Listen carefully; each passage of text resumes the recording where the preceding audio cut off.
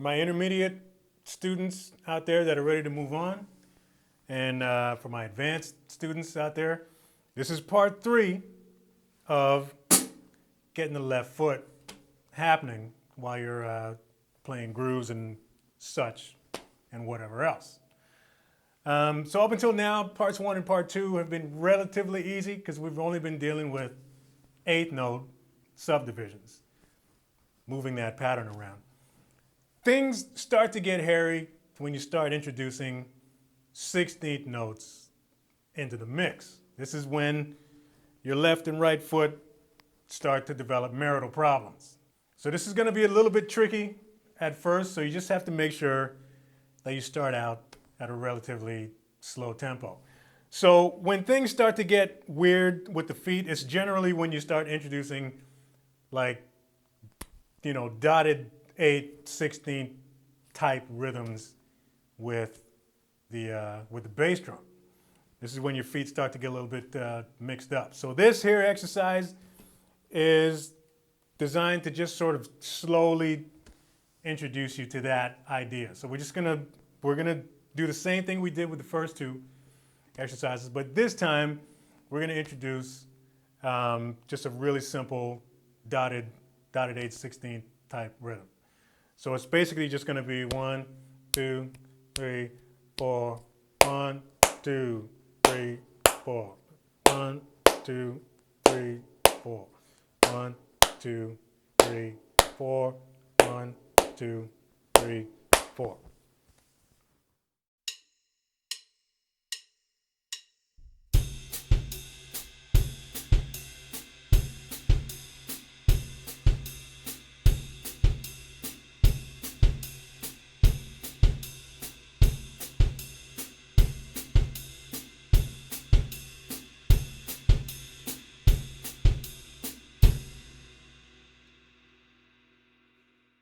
All right, so that's what we're gonna do. That's the only thing different with this 3rd exercise for you advanced students out there.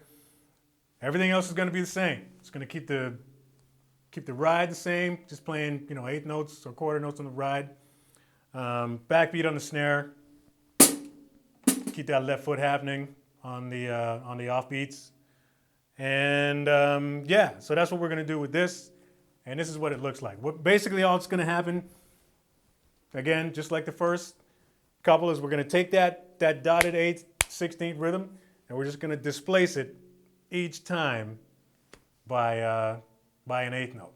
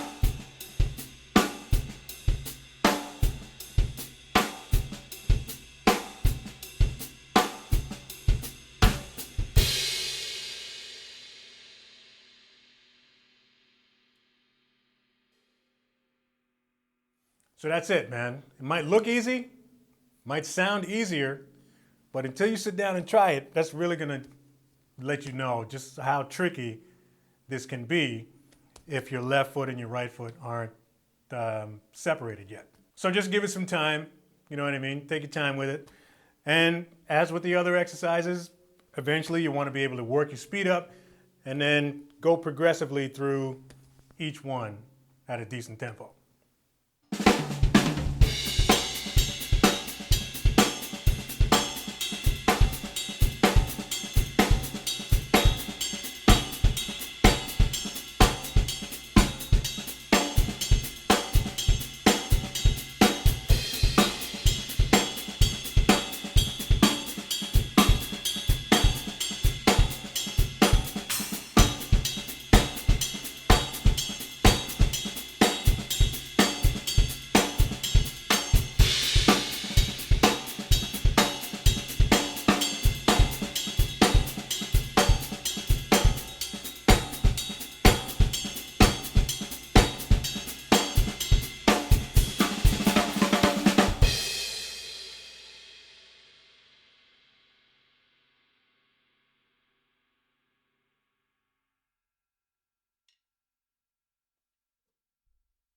So by the time you've mastered all three of these exercises, you know, going back to the first one and then part two and part three, once you've gone through all three of these and you get really comfortable, you're pretty much kind of set with any kind of groove that involves either one of those types of notes. Because basically what you're doing with these is you're kind of playing every subdivision that you're most likely going to play with the right foot as far as just basic grooves go.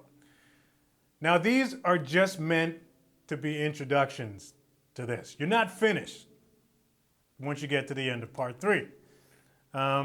It's up to you now to really, you know, just start getting creative. It's not hard to come up with your own exercises. Like all the exercises that I used to do, I didn't really work out of a lot of books. I just kind of made a lot of them up.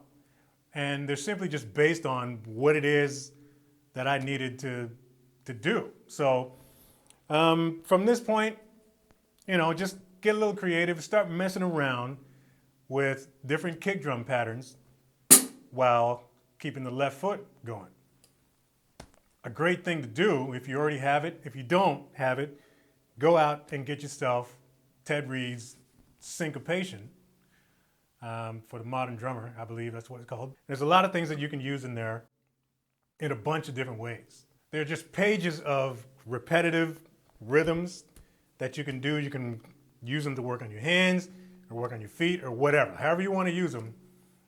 It's just a really great book to keep in your practice room. So, you know, go through a couple of pages, find some more of the advanced rhythms later on in the book that have a lot of dotted notes in there. And just try those rhythms out on the bass drum while keeping that left foot going. In the meantime, make sure you watch part one and part two if you haven't already. Then tackle this one.